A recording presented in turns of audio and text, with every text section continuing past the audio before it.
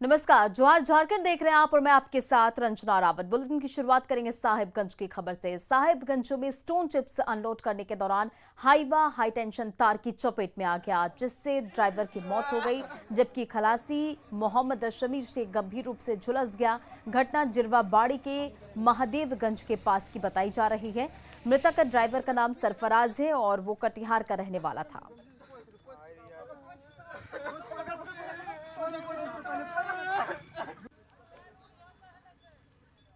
तो एक सूचना मिली कि मिट्टी डंपिंग के दौरान एक हाईवा गाड़ी में जो है 11,000 वोल्ट के तार से करंट लगने के कारण इसके चालक की मृत्यु हो गई है।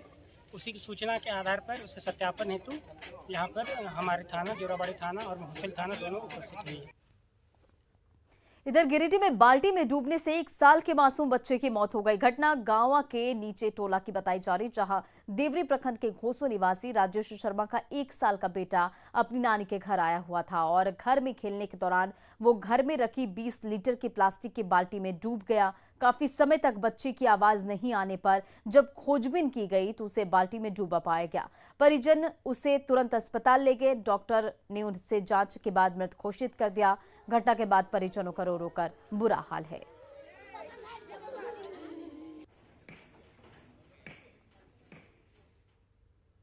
गिरिडीह के डुमरी और पीटान प्रखंड में हाथियों का आतंक बढ़ता ही जा रहा है। पिछले 36 घंटे में हाथियों ने 6 ग्रामीणों को कुचलकर मार डाला। बावजूद अभी तक वन विभाग हाथियों के उत्पात पर लगाम लगाने में नाकाम है। कल पीटान के जसपुर पंचायत में हाथी ने एक महिला को सूंड में लपेट कर पटक दिया। रात में आनन फानन में अस्पताल ले जाया गया, जहां बेहतर इलाज के अभाव में उसकी मौत हो गई और मृतक का पति विकलांग है। ऐसे में पूरे परिवार का मजदूरी कर पालन पोषण कर रही थी। अस्पताल की लचर व्यवस्था और हाथियों के आतंक को रोकने में वन विभाग की नाकामी से लोगों में नाराजगी बढ़ती ही जा रही है। और गुमला में एक पिता ने टांगी से काटकर अपने बेटे की हत्या कर दी। घटना रायडीह के सिलम गोनो टोली की बताई जा रही है। बताया जा रहा है कि नशे की हालत में बाप बेटे में अक्सर लड़ाई होती थी। भीखा खगड़िया अक्सर अपने माता पिता की पिटाई करता था। देर रात भी बाप बेटे की लड़ाई हुई थी और सुबह से भीखा टांगी लेकर अपने पिता को खोज रहा था। इसी दौरान उसके पिता सुकरा खड़िया ने पास में रखे टांगी से भीखा पर हमला कर दिया, जिससे उसकी मौत हो गई। पुलिस ने आरोपी पिता को गिरफ्तार कर लिया है।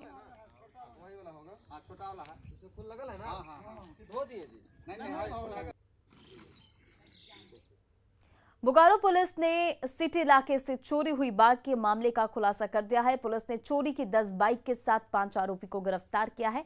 आरोपियों की निशानदेही पर एक बाइक रामगढ़ से भी बरामद की गई है। गिरफ्तार आरोपियों के नाम राजन मिश्रा, विनीत कुमार सिंह, राजा सम्राट सिंह, अब्दुल कुदूस शाह और अभय कुमार है। यह कुछ बाइक चोर अंतर जिला गिरोह से भी संबंधित है। जैसे रामगढ़ से भी कुछ बाइक्स हम लोग रिकवर करके लाए हैं और यहाँ के चोर भी गिरफ्तार किए गए हैं। कुल सिटी थाना से 9 गाड़ियाँ और एक सेक्टर 4 थाना, कुल 10 गाड़ियाँ यहाँ पे रिकवर। गिरफ्तारी कुल 5 लोगों की। कुछ गाड़ियाँ यहाँ से बंगाल चली जाती थी, कुछ इसी जिले में चोरी में और लूट में। गढ़वा और पलामू के करीब 150 किसानों के साथ ठगी की घटना सामने आई है और ग्लोबल ड्रिप पीएम कृषि सिंचाई योजना नामक कंपनी ने डीप बोरिंग कराकर सोलर सिस्टम के तहत सिंचाई योजना का लाभ देने के नाम पर किसानों से 10-10 हजार रुपए वसूले और भाग गया। इसे लेकर किसानों ने गढ़वा थाने में शिकायत दर्ज कराई है। डीप बोर के नाम पर दिए हैं 10,000 रुपया। चंद्रा जी के नाम है उनका, चंद्रा जी।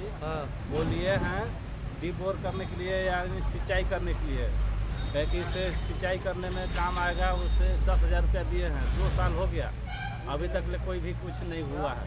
वही चलते हम लोग आए हैं। और जमशेदपुर में हरी सब्जियों के दाम पर आसमान पर है। टमाटर 60 रुपए किलो तक पहुंच गया, वहीं बैगन 60 रुपए, शिमला मिर्च की बात करें तो 100 रुपए, लौकी 30 रुपए, नेनुआ की बात करें तो 40 रुपए किलो तक पहुंच गया है। साक्षी सब्जी मार्केट का जायजा लिया हमारे संवाददाता प्रभंजन ने। जमशेदपुर के हरी सब्जियों के मंडी में हम इस वक्त में हैं और मैं आपको हरी सब्जियों की कीमत के बारे में बताता हूं। इन दिनों हरी सब्जियों की कीमत बढ़ी हुई है। एक तरह से हम कह सकते हैं कि गरीब की थाली से हरी सब्जी गायब हो रहे हैं। कीमत है कम से कम कीमत यहाँ 25 रुपये और अधिकतम कीमत 100 रुपये की हरी सब्जी लोग यहाँ पर खरीद रहे हैं। ये तेल का दाम जो बढ़ गया जिसकी वजह से ट्रांसपोर्ट से बढ़ गया, जिसकी वजह से बराबर है। और आगे की सीजनली जो डिफेक्ट कर रहा है, ये मौसम में सस्ता होना चाहिए, लेकिन ये जो तेल का दाम बढ़ गया जिसकी वजह से सारी मतलब बढ़ा हुई है। सब ट्रांसपोर्टिंग बढ़ेगा रेट तो फिर तो हर चीज़ में माल में महंगाई हो गई। प्रभंजन कुमार, न्यूज़ 18 जमशेदपुर। रांची के नागा बाबा खटाल में वेजिटेबल मार्केट बनकर तैयार है, जिसमें 300 सब्जी दुकानदारों के बैठने की व्यवस्था है। वहीं करीब 50 फल विक्रेताओं को भी शेड लगाकर जगह दी गई है। वेजिटेबल मार्केट परिसर में 65 सीसीटीवी कैमरे लगाए गए हैं। साथ ही 2 लेयर पार्किंग की भी सुविधा है, जबकि मार्केट में 7 कैंटीन बनाई गई है। यहाँ के लोगों को जो कई वर्षों से ये डिमांड थी कि सब्जी मंडी इस जगह पे एक बढ़िया बेहद रूप में विकसित हो, आज वो नगर निगम की ओर से बनकर तैयार हो गई है और इंतज़ार है इस सब्जी मंडी का जल्द से जल्द इसका उद्घाटन हो। गढ़वा शहर को जाम से मुक्त दिलाने के लिए करीब 750 करोड़ की लागत से NH 75 बाईपास योजना को मंजूरी दी गई थी। इस पर काम भी शुरू कर दिया गया, लेकिन मुआवजे को लेकर जिला प्रशासन का विरोध का सामना करना पड़ रहा है। कल्याणपुर गांव से होकर बाईपास को गुजरना है, लेकिन रैयतों के विरोध की वजह से काम बंद करा दिया गया है। ये हाल एक जगह की नहीं है, बल्कि सदर प्रखंड के खजूरी गाँव में भी यही हालात है। ग्रामीणों ने कहा कि जब तक भू अर्जन विभाग की ओर से मुआवजा नहीं मिलता है, तब तक वे काम नहीं होने देंगे। इधर पलामू आयुक्त ने जल्द ही सभी समस्या के समाधान का भरोसा जताया है। बहुत लोग के जो है कि पैसा मिला है, बहुत लोग के नहीं मिल पाया है। पैसा पेमेंट हो जाएगा, इसके बाद जो है जनता कोऑपरेट करेगी, काम होने देगी। अभी जब तक पेमेंट नहीं हुआ, काम नहीं होने देगी जनता। अच्छा, पेमेंट क्यों नहीं हो रहा है? पेमेंट क्यों नहीं हो रही है? तो भाई इसको क्या है, मान लीजिए जो इसका जो है भू अर्जन हो चाहे जो भी हो, इसमें जो है सबको मैंने जनता को जो है पेमेंट होना चाहिए, इसके बाद काम।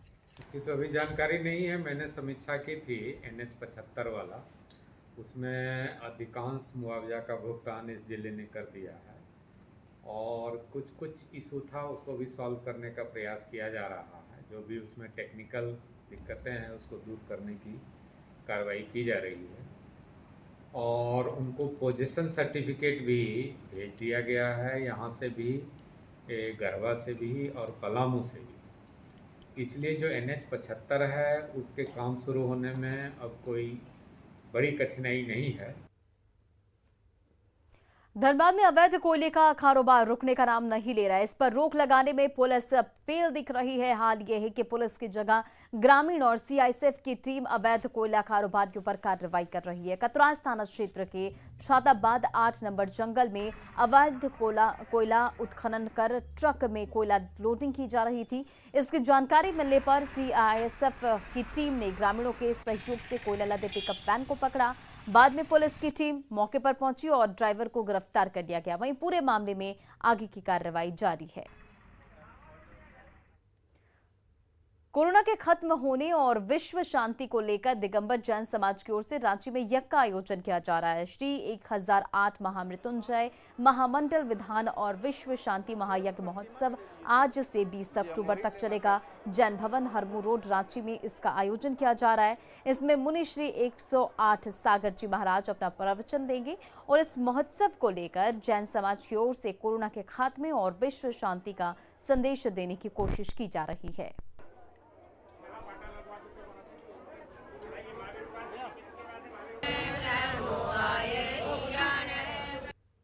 पिछले सागर जी मुनि महाराज के सानिध्य में एक विधान महोत्सव मनाया जा रहा है। ये 1008 महामृत्युंजय विधान है। इसके अंदर में कोरोना और महामारी की शांति के लिए ये किया जा रहा है, विश्व शांति के लिए ये किया जा रहा है। ये 17 तारीख से लेकर के 19 तारीख तक चलेगा और इसमें विश्व शांति के लिए हम लोग कामना करेंगे। राजधानी रांची में पिछले 20 दिनों से सहायक पुलिसकर्मी आंदोलन कर रहे हैं। भत्ता, छुट्टी, स्थायी नियुक्ति और समान वेतन की मांग पर उनका आंदोलन जारी है, लेकिन सरकार इनके सुध लेने की कोशिश नहीं कर रही। रविवार को राजधानी में हो रही बारिश के कारण सहायक पुलिसकर्मियों को खासी परेशानियों का सामना करना पड़ रहा है और बावजूद इसके हौसले कायम हैं। झारखंड के सबसे बड़े जलप्रपात लोध को देखने के लिए इन दिनों पर्यटकों की भारी भीड़ उमड़ रही है। यहां आने वाले हर पर्यटक लोध जलप्रपात की खूबसूरती देखकर मंत्रमुग्ध हो जा रहे हैं। लातेहार का लोध जलप्रपात चार चांद लगा रहा है। लोध झारखंड का सबसे ऊंचा जलप्रपात है जो लातेहार के महुआ डाड़ में मौजूद है। दूर से ही कलकल करते झरने की आवाज आपको बरबस अपनी ओर खींच लेगी।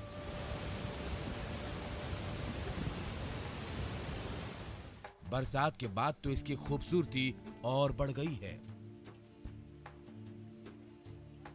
यही वजह है कि पर्यटकों की भारी संख्या यहां पहुंच रही है। ब्यूटीफुल एकदम।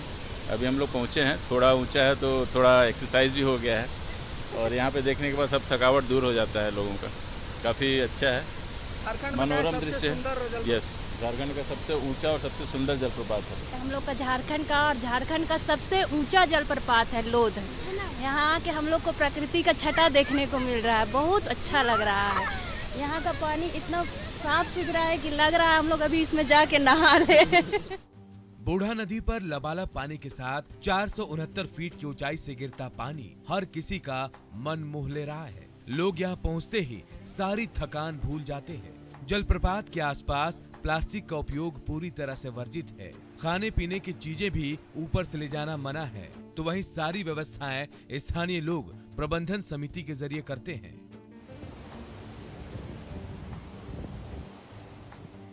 यहाँ स्थानीय लोग ही देखरेख कर रहे हैं हम लोग। और यहाँ पर जैसे टूटा फूटा होता है, अभी हम लोग का प्लान है कि यहाँ सीढ़ी बनवाने का है और रोड मरम्मती कर दिए हैं और तत्काल में जैसा टूटा फूटा रहता है उस तरह आधार में हम लोग बनवाते रहते हैं। झारखंड के अलावा बिहार, छत्तीसगढ़, ओडिशा और बंगाल से भी पर्यटक लोध जलप्रपात की खूबसूरती देखने पहुंच रहे हैं। अगर आप भी आंखों और मन को सुकून देना चाहते हैं तो लोध जलप्रपात आपका इंतजार कर रहा है।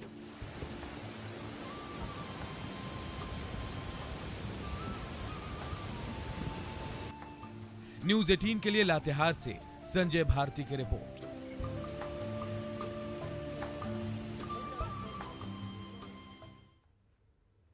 न्यूज़ 18 की खास मुहिम मिशन साहस के जरिए स्टार्टअप को आगे बढ़ाने की बेहतरीन टिप्स साझा करेंगे बड़ाबिजनेस.com के सीईओ डॉक्टर विवेक बिंद्रा। इस श्रृंखला में डॉक्टर विवेक बिंद्रा से जानिए क्या है स्टार्टअप।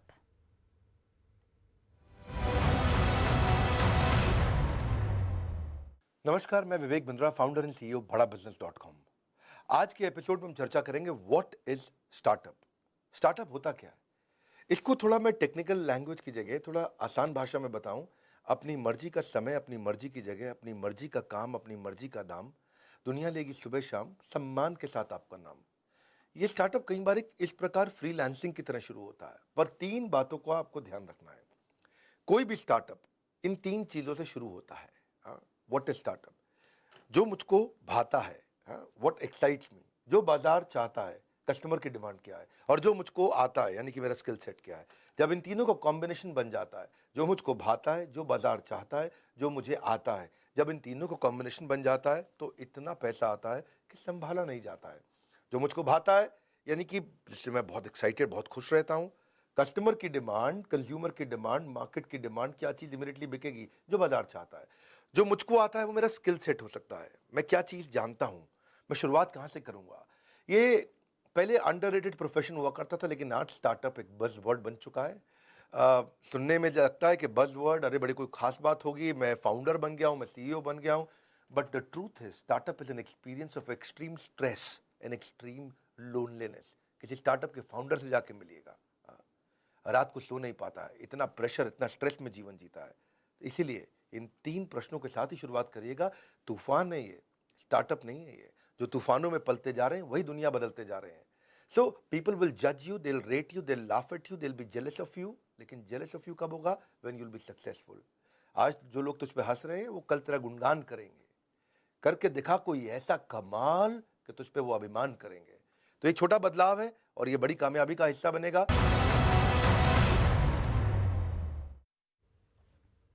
और कामयाबी की कोई कहानी एक दिन में मुकम्मल नहीं होती, लेकिन ईमानदारी, लगन और सच्चा संघर्ष हो तो सफलता की कहानी एक दिन पूरी जरूर होती है। देश में श्वेत क्रांति यानी कि दूध क्रांति लाने वाले अमूल का सफर गुजरात के सिर्फ 2 गांवों से शुरू हुआ था। 75 साल का हो चुका अमूल भी पूरे देश के साथ आजादी के अमृत महोत्सव की खुशियां मना रहा है। आइए आपको रूबरू कराते हैं अमूल की सफलता के सुनहरे इतिहास से।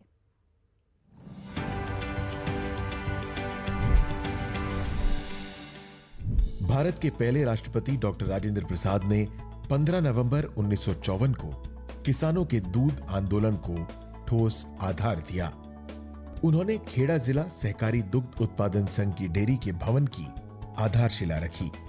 इरादे पक्के हों, कुशल नेतृत्व का सच्चा आशीर्वाद हो तो खुशहाली की अमिट गाथा लिखी जाती है। राष्ट्रपति के आशीर्वाद से दूध का सहकारी आंदोलन समृद्धि की नई राह बनाने वाला साबित हुआ। और फिलहाल इस बुलेटिन में इतना ही। बने रहे आप न्यूज़ 18 बिहार झारखंड के साथ।